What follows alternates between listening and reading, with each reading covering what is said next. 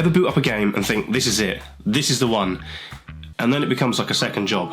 Like you're clocking in to shoot baddies, collect slightly shinier gear, and ticking boxes on the checklist. So what separates the games that completely suck us in from the ones that make us wonder why we're still even playing? Today, we're looking at 5 games that get it wrong and 5 games that get it right. Number 1, repetition without reward. Repetition in games is totally fine as long as it feels like it's worth it. But when the gameplay loop turns into a mindless grind with no payoff, that's when players start to zone out. Take Recon Breakpoint. On paper, it's got content for days, loads of missions, camps to clear, weapons to find, but almost all of it feels copy and pasted. Clear out one outpost, great. Now do it again, and again, and again, you get the point. The gear you get is slightly better, but it barely changes the way you play the game. After a few hours, it just feels like you're doing a digital chore. Now contrast that with a game like Hades. That game thrives on repetition. Every time you die, the game throws new dialogue at you, the story progresses, you unlock new upgrades, weapons and mechanics. It's rewarding even when you lose. That's the key, repetition has to offer something, otherwise it's just mind-numbing.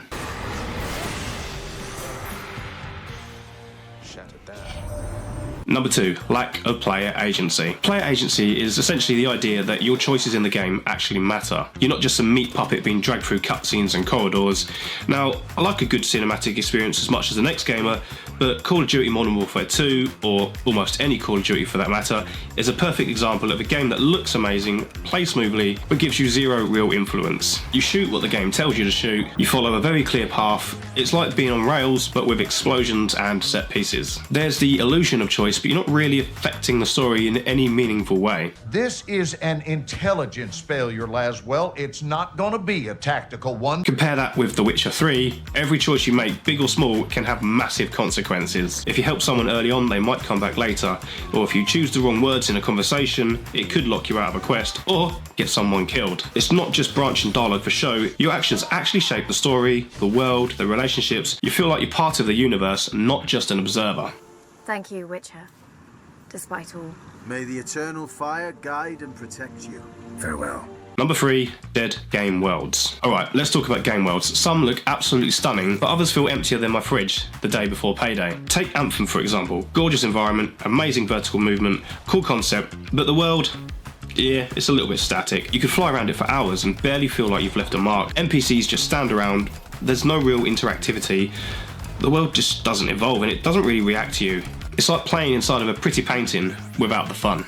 Now Red Dead Redemption 2, that's a different beast completely. This game is a living, thriving environment. The people remember you, the animals hunt, and your actions have consequences. For example, steal a horse and someone might come and look for it later. Even the shopkeepers have routines, it's just these little details. The cough of a tired NPC, the dog running to its owner, the world just feels alive. You exist in it and it reacts to you. That's what makes this map feel like an actual real world.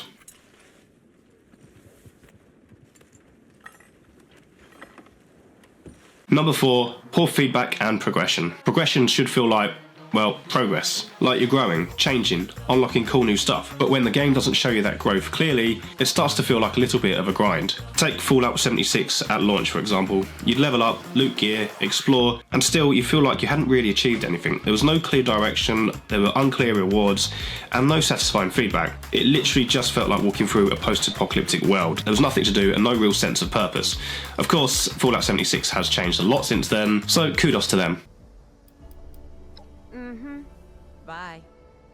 Now, if we look at something like Stardew Valley, you start with an empty field and some tools. Slowly, season by season, you build a thriving farm, you make friends, you upgrade your gear, you actually see the results of your work. It's not flashy or over the top, but the game nails that sense of steady progress.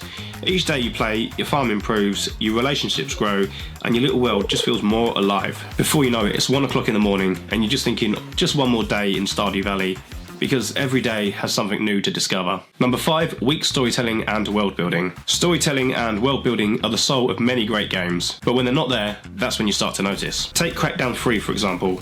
It had cool powers, big explosions, and Terry Crews yelling motivational things, which was fun for like 10 minutes. But the world itself feels like a little bit of an afterthought. No depth, no memorable characters, and no real reason to care about anything you were doing. It is basically all sizzle with no steak. And I need you. and I miss you. Now BioShock, on the other hand, that is a masterclass. Rapture is the story. Every corridor, every broken statue, and every creepy audio log tells you something about what went wrong. You feel like you're piecing together a mystery, not just shooting your way through levels. The world is layered, detailed, and so immersive that you could remove the combat entirely, and it would still be a fascinating place to explore. Listen, I've got a family. I need to get them out of here. But the splicers have cut me off from them.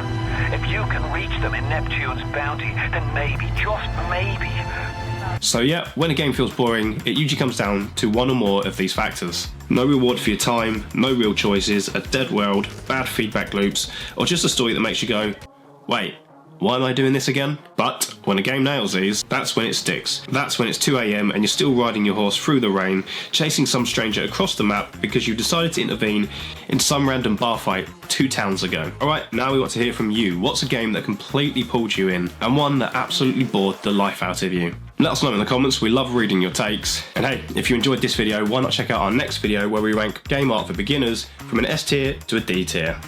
Click here and find out more. Until next time, stay awesome.